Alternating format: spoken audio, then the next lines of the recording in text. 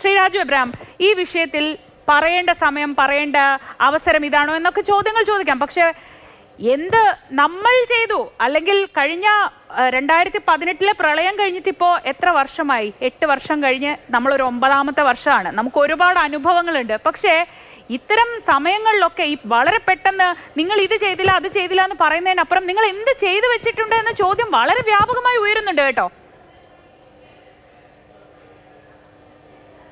അല്ല, ഇവിടെ ശ്രീജ ക്ഷമാപണത്തോടെ ഞാനൊരു കാര്യം പറയാം.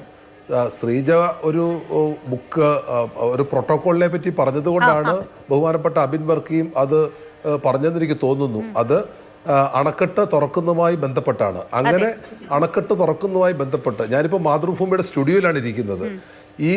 ഈ വർഷം ഈ ജൂൺ മാസം മുതൽ ഒരു 5 തവണയെങ്കിലും മൂഴിയാർ അണക്കെട്ട് തുറന്നു വിടുന്ന മുന്നറിയിപ്പ് പത്രമാധ്യമങ്ങളിൽ കൃത്യമായി ലഭിച്ചിട്ടുണ്ട്, മാതൃഭൂമിയിൽ ലഭിച്ചിട്ടുണ്ട്, മാതൃഭൂമി അത് പ്രസിദ്ധീകരിച്ചിട്ടുണ്ട്. എന്തുകൊണ്ടാണ്?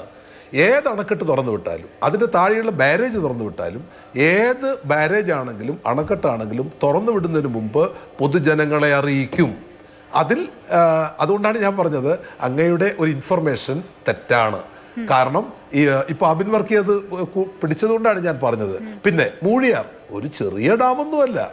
മൂഴിയാറിലെ വെള്ളം തുറന്നു വിട്ടാൽ സാധാരണഗതിയിൽ ഒഴിഞ്ഞു കിടക്കുന്ന പമ്പാ നദിയിൽ അത് തുറന്നു വിട്ടാൽ ഈ പറയുന്ന പ്രശ്നങ്ങളൊന്നുമില്ല, കാര്യമായിട്ടുണ്ടായില്ല.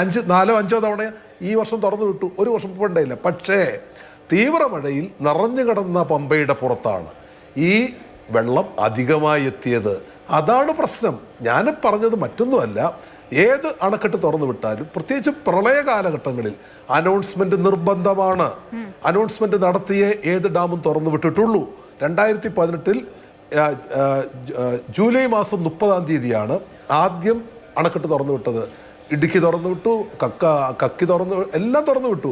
എല്ലാം പ്രോപ്പറായിട്ടുള്ള അനൗൺസ്മെന്റ് 6 തവണ തുറന്നു വിട്ടു. 6 അങ്ങയോട് ചോദിക്കുന്നത് മണിയാർ ഡാമിന്റെ അറ്റകുറ്റപ്പണി 2.5 വർഷമായിട്ട് നടത്താത്തത് എന്തുകൊണ്ടാണ്? അത് തുറന്നു കിടക്കുകയല്ലേ എന്ന മറു ചോദ്യമാണ് ശ്രീ പഴകുളം മധു അങ്ങയോട് തിരിച്ചു ചോദിച്ചത്. മണിയാർ ഡാമും ഇതുമായിട്ട് കാര്യമായിട്ട് ബന്ധമില്ല. കാരണം ഈ വെള്ളം ഒഴുകി വരുന്നത് മണിയാർ ഡാം കഴിഞ്ഞിട്ടാണ് പമ്പാ നദിയിലേക്ക് വരുന്നത്. മണിയാർ ഡാമിൻ്റെ അറ്റകുറ്റപ്പണി ഇത്ര വർഷം കൂടുമ്പോൾ നടത്തണം എന്നുണ്ട്. അതുകൊണ്ടാണ് അതിൻ്റെ അറ്റകുറ്റപ്പണി നടക്കുന്നത്. ഇനി അതുണ്ടെങ്കിൽ തന്നെ എന്താ, ആ ഡാമും തുറന്നു, ആ ഡാം കൂടെ തുറക്കും, അത്രയും കൂടെ വെള്ളം വരുമായിരുന്നു. മണിയാർ ഡാം തുറന്നു കിടന്നതുകൊണ്ട് ദുരിതത്തിൻ്റെ വ്യാപ്തി അല്പം കുറഞ്ഞു എന്ന് മാത്രമേ ഉള്ളൂ. ഞാനതേ പറഞ്ഞുള്ളൂ.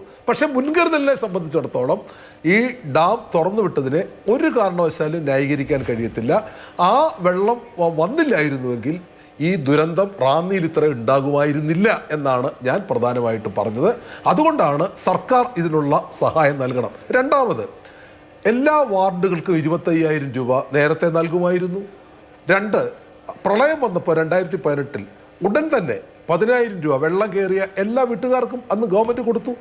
കുടുംബശ്രീ അംഗങ്ങൾ, ആ കുടുംബശ്രീ അംഗങ്ങൾക്ക് 1 ലക്ഷം രൂപയാണ് പലിശ സർക്കാരാണ് കൊടുത്തത്. വെള്ളം കയറിയ കടകൾ 10 ലക്ഷം രൂപ അവർക്ക് ലോൺ എടുക്കാം. അങ്ങനെ എടുക്കുമ്പോൾ 2 ലക്ഷം രൂപ സബ്സിഡി അത് കേരളം മുഴുവൻ കൊടുത്തു. അത്തരം ഉജ്ജയിനി പദ്ധതി അന്ന് നടപ്പാക്കിയ പദ്ധതി ഞാൻ ഓർക്കുന്നു.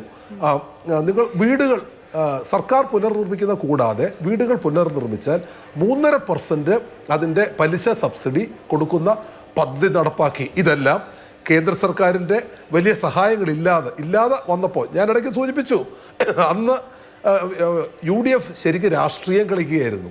സർക്കാരിൻ്റെ ഈ പ്രവർത്തനത്തിനോട് അന്ന് സഹകരിച്ചേയില്ല.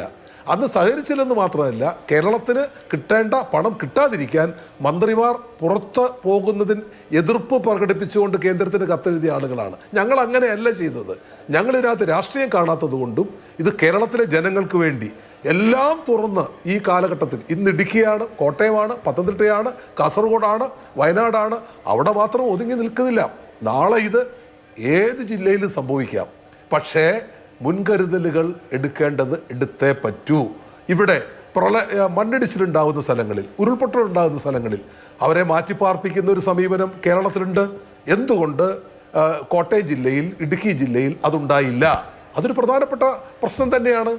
അല്ലെങ്കിൽ ദുരന്തം ഇത്രയും വരില്ലായിരുന്നു. എന്നാൽ ഇതെല്ലാം ചെയ്താലും നമ്മൾ ഉദ്ദേശിക്കുന്നതിനപ്പുറമുള്ള തീവ്ര മഴ പെയ്താൽ ചിലപ്പോൾ ഇതിനപ്പുറവും പ്രകൃതിയാണ്, നമ്മുടെ നിയന്ത്രണത്തിൽ മാത്രം നിൽക്കുന്ന കാര്യങ്ങളല്ല.